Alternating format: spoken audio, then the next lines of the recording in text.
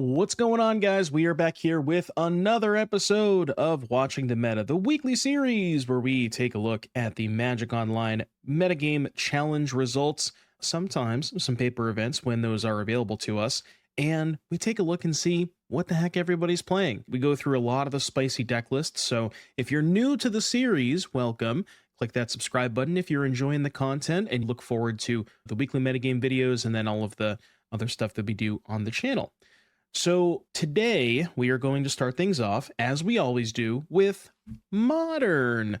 Now we're in a bit of a weird point right now where I'm recording this on Wednesday. There's going to be a ban announcement coming in about 5 days. I'm actually recording this on Tuesday, but in any case, 6 days for a ban announcement. We kind of all assume that Underworld Breach is going to get the axe. Not sure what else past that. I don't really think anything else needs to get banned. There is potential for some unbans, but it's very hard to predict unbans because they just drop the bombshell on us with Mox Opal and Faithless Looting. So I feel like at this point, they could do anything and I wouldn't necessarily be surprised. So tough to say on unbans. If you want to go check out my thoughts on the upcoming ban list, be sure to go check out that ban list video we uploaded a few days ago. But as far as this metagame looks, it's not that bad. Now, I will say, I think part of this is less and less people are playing Breach week to week on Magic Online, and I think that's partly due to the fact that they're just bored, right? People may be expected to be banned. They don't necessarily want to continue testing a deck that they know is going to get the axe, and people are maybe trying some more stuff. So that's kind of why the metagame looks so, I guess, healthy, right? It's wild to see a metagame look this good a week before an expected ban announcement, but Boros Energy 10%, Breach 10%, Blink close to 10%, and then after that, Gruul Eldrazi 6.3, Murktide 4.7. Like, you're not really seeing a deck crack that 15 to 20% of the metagame share, and this looks good. Colorless Eldrazi making a bit of an uptick, Ruby Storm a little bit of an uptick. Now, as far as big winners, once we do inevitably get that ban announcement, I mean, you look to everything that isn't Breach, right? Boros Energy, Orzhov Blink, Gruul Eldrazi, Murktide, Ruby Storm, like that's going to be probably the pillars of the metagame moving forward. So just kind of to give you an idea of what maybe to look forward to once we get that announcement next week. So that is what the format looks like. Now, as far as some interesting spice, we definitely have some spice for you. So the first one that I wanted to highlight is from the man, the myth, the legend, the one and only Aspiring Spike himself. I believe this was the Friday challenge where he got top 32, a 20th place finish. And this is a deck that I believe he's been working on for a little bit now, where you're pairing the fast mana of Talismans plus Ugin's Labyrinth, because turn 1 Labyrinth Imprint Talisman, that gives you access to potentially 5 mana on turn 2 if you're casting Eldrazi, like Kozilek's Command, one of the best cards in the format right now. So you're pairing all of this fast mana with Planeswalkers, right? So like the oft maligned Jace the Mind Sculptor making a 4 of appearance here, and it's powerful because you're not only taking extra turns with Jace with Temporal Mastery and Time Warp, you're using Jace to put the Temporal Mastery back on top of your deck to set up a miracle on a future turn. And then for win conditions, we have some Devourers that we can also imprint to Ugin's Labyrinth, some Null Drifters to cycle through and draw some extra cards, and then Tamiyo, just another ridiculously powerful card, can and will often win games if left unchecked for a couple of turns. Like, imagine a scenario where you go turn 1, Labyrinth, Imprint, Talisman, Tamiyo. You then get to untap a Tamiyo and 4 mana. You can use 2 of that to pop a clue and kind of pop off from there. So really, really interesting looking different take on Eldrazi. And as always, Aspiring Spike, he brings the spice. And speaking of spice, this is from user Wolf2222 in 19th place. Now, I feel like I had seen rumblings of this kind of domain living end deck, and you guys can let me know in the comment section if this is something that has already been seen before or done before, but I want to say it was from an RC that maybe was deeper into the deck list, so I didn't look at it. But in any case, we are a living end deck. Now, you might normally associate living end with Ardent Plea and Shardless Agent, those kind of cascade spells. What if I told you there was a slightly different cascade spell that would also still allow you to play 2-mana cards. Enter Bloodbraid Marauder. Now, the tough part about Bloodbraid Marauder is you kind of have to work for it a little bit more. But a really interesting piece of this deck is Overlord of the Baelmerk, where this card does, for all intents and purposes, everything. It mills cards into the graveyard to set you up for Living End. It mills cards into the graveyard to set you up for Delirium. It finds Bloodbraid Marauder. And then in the games that are not about Living End, it can also find Scion of Draco or potentially Territorial Kavu, which we have more copies of in the sideboard for the postboard games where your opponent has more graveyard hate. You do still have some of the typical cyclers like Architects of Will, which, shout out, artifact and creature, so cycling card, good with Delirium. Generosent, Oliphant, a couple of endurances, and then you're kind of pairing that with the Leyline Binding and Leyline of the Guildpact domain package to pair with both Scion and Kavu. So this whole thing about using Marauder as your cascade spell, because this is a 2-mana card, it allows you to play other 2-mana cards. So one of the best possible enablers for Living End that traditional cascade decks can't play is Rumble. But because our cascade spell is 2 mana, we can just play Rumble. So really cool looking take on Living End. This is, again, another deck that is potentially on the rise with the banning of Breach. Everybody wants to know, what is the next best Mox Opal deck once Breach gets banned? And I think this one's got to be on your list, at least your short list, maybe not your long list. Now, this is Affinity. So you're kind of taking a page out of Breach books a little bit, where you're playing the same core of Emry, Tamiyo, Mishra's Bauble, and Mox Opal. That core just works so well together, where you can turn one, Tamiyo, Bauble, sack the Bauble, attack, and then use the Opal to pop the clue. A lot of cool stuff you can do with that package. And then we're kind of pairing that with other affinity cards like Kappa Cannoneer. That doesn't technically have affinity, but it might as well have, because you can use artifacts to cast it.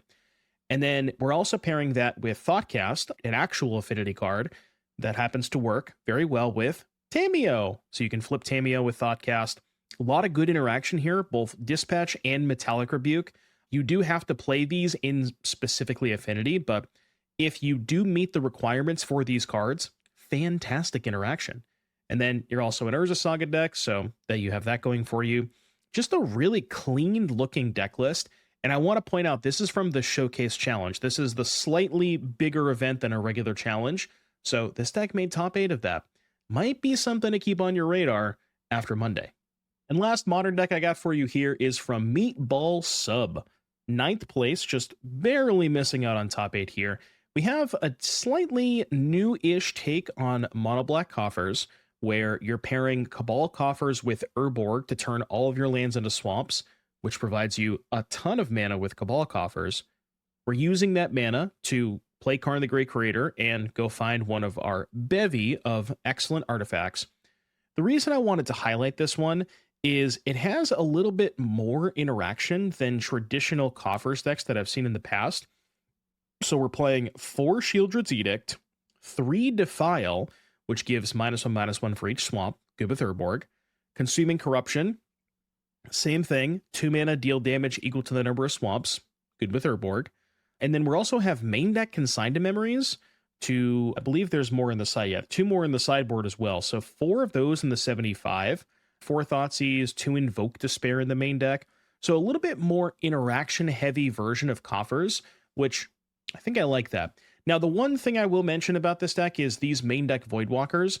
They're good. They do get a little bit worse once we remove Breach from the equation. So keep that in mind, but still another potential thing to put onto the list once we get past next Monday. Alrighty, now let's go check in and see on Pioneer. You okay? You okay over there? I don't really know what happened in the challenges over the weekend for Pioneer.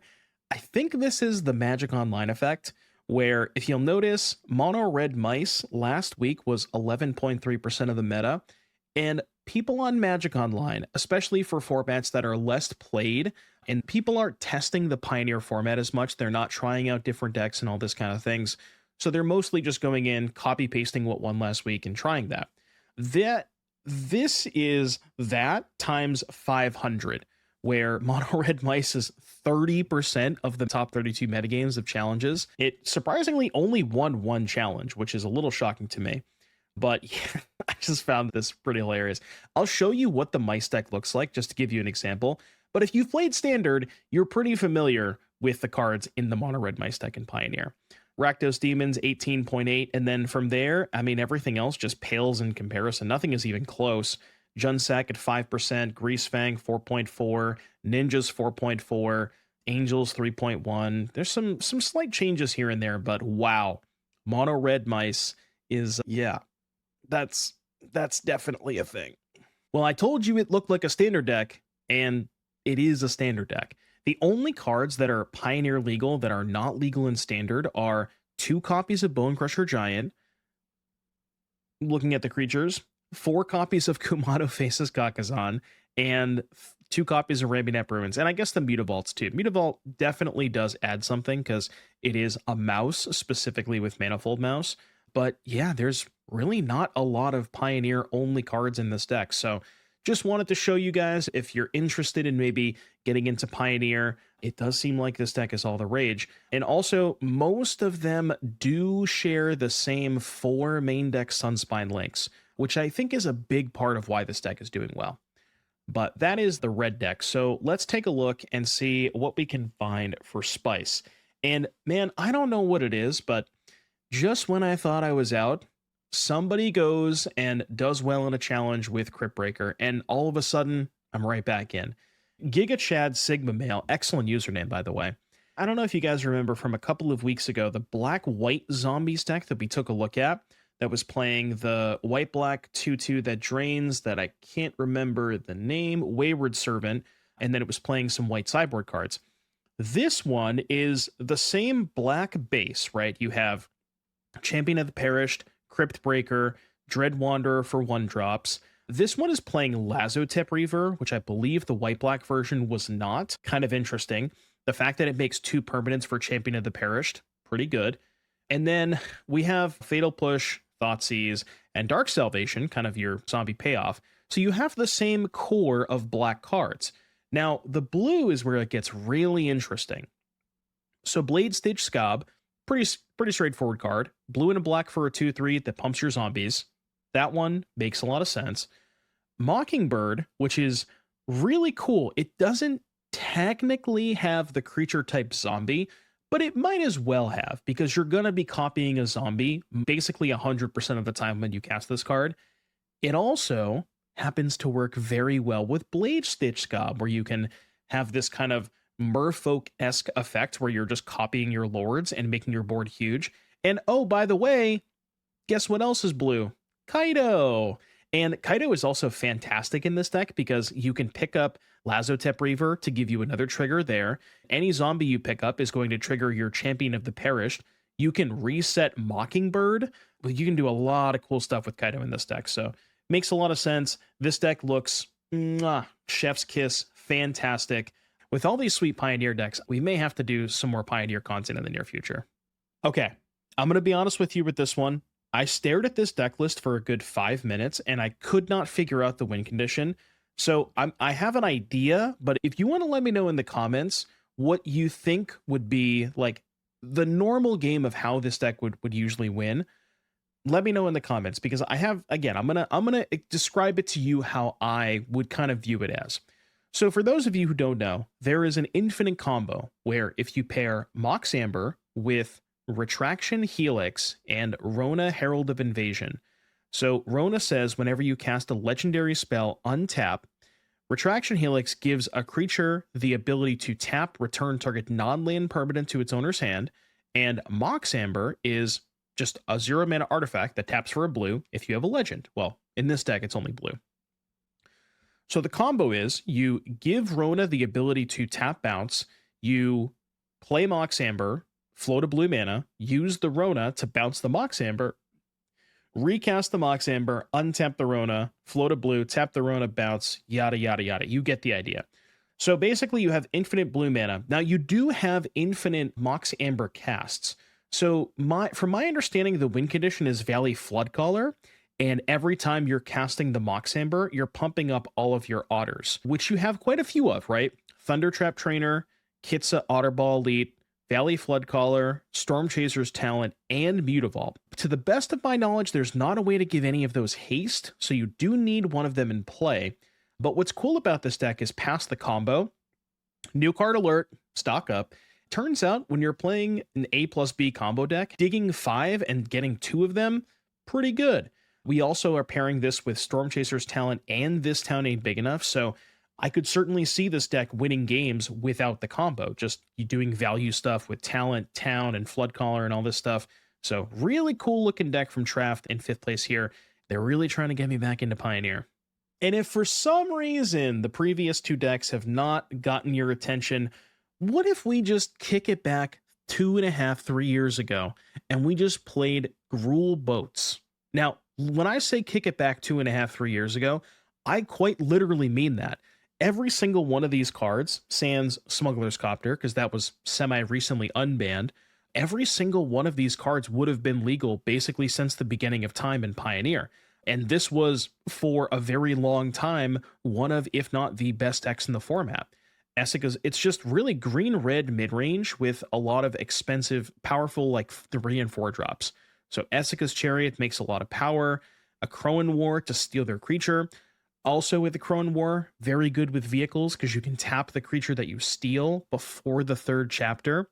You have the typical 4 Elvish Mystic, 4 Llanowar Elves, Lovestruck Beast, Reckless Stormseeker, just a ton of ways to push damage fast.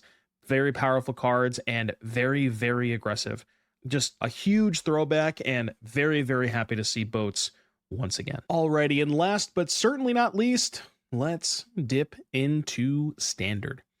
So Standard's in a bit of a weird spot where it's kind of sort of that lull period where we're waiting for the new set. People aren't necessarily trying things out as much. I mean, there's definitely some people who still are, myself included. So maybe some Aether Drift cards that we may have missed, like Lumbering World Wagon, good example.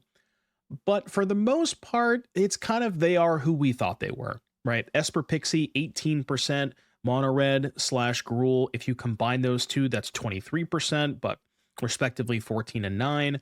Omniscience, 9%, Dimir Midrange, 7.5. Over the past couple of weeks, I've actually kind of been shocked at how little Domain there's been. So that is a little surprising to me because I do think the deck is still quite good, but maybe it's a little bit easier to attack than we initially thought it was going to be. Gruul Leyline, 4.4%. Golgari Midrange, roughly about the same, 5%, 5.6%. Azorius Control, so nothing too crazy here. Pixie continues to uptick a little bit week by week. Now, there is the ban list coming up. I don't think they're going to do anything in Standard, although, again, I'm not going to spoil it, but you can go check out my thoughts on what I think would benefit the Standard format in that ban list video. But we have some interesting things to take a look at. So I'm kind of cheating a little bit with the first 2 deck lists. I'm going to talk about them roughly at about the same time. First one from Rio Jund in 2nd place. Mostly just wanted to highlight this because this is the highest finish that I had seen in recent memory with just traditional Golgari midrange that played Lumbering World Wagon. And I feel like people are finally starting to appreciate how messed up this card is. And it's not necessarily a product of, like, the card itself is certainly powerful. It's a big thing. It gets you a lot of mana. It provides card advantage, dodges sweepers. But, well, dodges sweepers is part of my next point. It just doesn't die to any kill spell. Go for the throat, artifact creature. Nowhere to run, 4 toughness. Cut down, good luck. Torch the tower, don't think so. And then all the sweepers too. Day of Judgment, Lockdown, Sunfall, none of that kill it. So it's actually very hard to remove this thing from the battlefield. Sure, Domain has Ride's End and Binding, but those kill everything anyways. But TLDR, Wagon is messed up, and I'm very happy to see more people try it. Now, the second deck list that I wanted to highlight, it's Golgari, again, with, you guessed it, Lumbering World Wagon. But this time, we are pairing that with Unholy Annex, which is the Demon card. Now, I have been very critical about Unholy Annex in the past, but I think if you are choosing to play it, pairing it with Lumbering Worldwagon makes the most sense. Because imagine a curve of turn 1 Llanowar Elves, turn 2 Worldwagon, then on turn 3 you have 5 mana, you can immediately Ritual Chamber into a 6/6 on turn 3. And then from there, flip the Annex, do some other Golgari stuff. So I think if you're choosing to put Unholy Annex into your deck, it really does make a lot of sense to also include Wagon along with that. So kind of sort of a 2-for-1 here with two very similar Golgari decks, but at the same time, they do have some pretty big differences among them. Next up, we have a deck that really has been popping up a lot recently, and certainly increasing in numbers, and that is It Prowess? Now, when you think Is It Prowess, you probably think of Modern with like Monastery Swiftspear, Dragon's Rage Channeler, Lava Dart, Expressive Iteration, stuff like that. And this deck is very similar to that. So the creatures that you have Monastery Swiftspear at the 1 mana slot. Your 2s are fantastic. You're playing both Emberheart Challenger and Slickshot Show Off. Yes, Slickshot Show Off is still in Standard. I know you may have forgotten because the mice are a lot better, but it's still legal. And then you actually kind of have Storm Chaser's Talent, which is so sick in this deck because it's a creature that also triggers your other prowess cards, which is phenomenal. And then you're really just pairing that with a bunch of burn, right? 4 Burst Lightning, 4 Monstrous Rage, 3 Lightning Strike, and 4 Bolt Wave. The big reason I wanted to highlight this is the inclusion of 4 main deck stock up, and I absolutely love this idea. I tried this deck without stock up, it felt pretty bad. I tried this deck with 2 stock up, every time I drew it, it was phenomenal. So yes, I think playing 4 of these, if you're going to play this much burn, makes a ton of sense. So really, really good looking deck list, and one that you might want to certainly consider for any upcoming Standard tournaments, like specifically those RCs. And last but certainly not least, from Shadow Titan in 22nd place, this is Pixie, but not quite what you would expect out of Pixie. So I kind of akin this very similarly to the Ben Stark deck, where if you guys remember from the PT, Ben Stark was playing a black-white Pixie deck with 4 Lockdowns, 4 Lilianas, 4 Unholy Annex, so a little bit bigger than that. Now, I have seen Croaky's playing a little bit of something similar to this on his stream with Unyielding Gatekeeper, which is the disguise. When you flip it up, you can flicker one of your permanents, or you can flicker theirs too, but they get a 2/2 detective.